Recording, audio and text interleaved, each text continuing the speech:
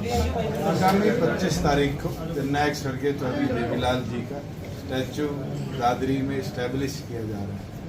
जज्जर के साथियों की जिम्मेवारी है कि वो दादरी पहुंचे।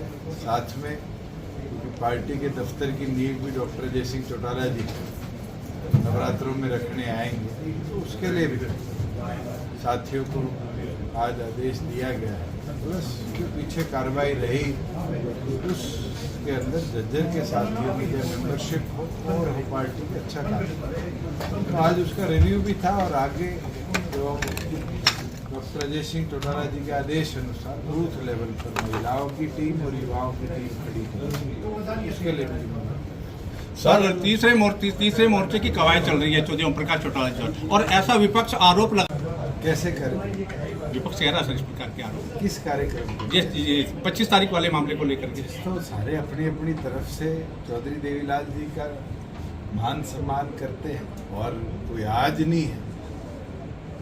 ये तो एक ऐसी संस्था रहे हैं चौधरी देवीलाल जिनका 87 से लेके और हर वर्ष जन्म दिवस धूमधाम से बनाया जाता है, कोई ब्लॉक लेवल पर, डिस्ट्रिक्ट लेवल पर। और मैं तो चाहता हूँ प्रेस के लोग भी मिलकर बनाएं और याद करें वो पल जब आपके जज्जर के अंदर ही काम के बदले अनाज योजना बाढ़ के समय शुरू करी गई, जिसको आज हम मनरेगा के तौर पे जानते हैं जी।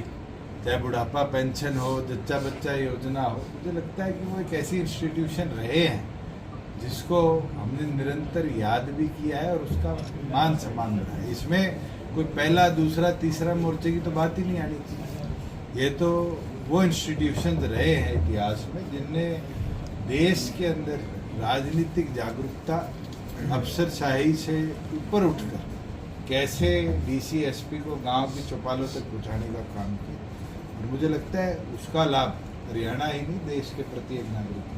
हरियाणा खत्म कर दिया, जेजेपी बन गई अच्छी पार्टी। अब दिग्विजय सिंह चौटाला कहते हैं कि जो चौधरी ओम प्रकाश चौटाला का जो राज था उससे बेहतर मुख्यमंत्री कोई हुआ नहीं, पहले गुंडा राज या बेहतरीन मुख्यमंत्री। तो इस बदलते सुरों के क्या मायने? ना गुंडा राज के ऊपर दिग्विजय की कोई स्टेटमेंट सुनी। आप पहले कहते थे बेहतरीन खत्म हो गया, मुख्यमंत्री की बात है। तो इसमें तो मेरे ख्याल से हरियाणा 1966 में बढ़ा और 1966 से लेके और 2022 में तो मैं बैठा हूँ। कोई भी मुख्यमंत्री रहा उसका विजन यही रहा है कि प्रदेश आगे बढ़े, पीछे तो किसी ने नहीं ले जाने का काम किया। और आज भी हम डेवलपमेंट वर्क्स देखते हैं, प्लानिंग देखते हैं, तो हर एक के राज में चौधरी देवीलाल जी हर गांव तक बिजली लेकर गए।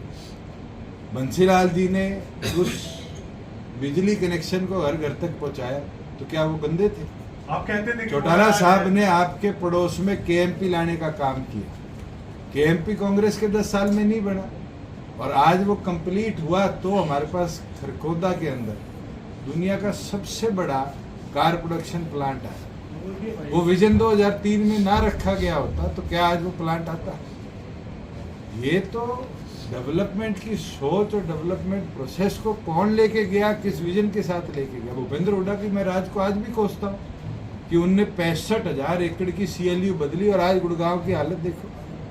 किसान रो रहा है कि लाखों में जमीनें एक्वायर करी गई और खुद के भाई बंधुओं को दे दी गई। आप क्या उस चीज को भुला सकते हैं?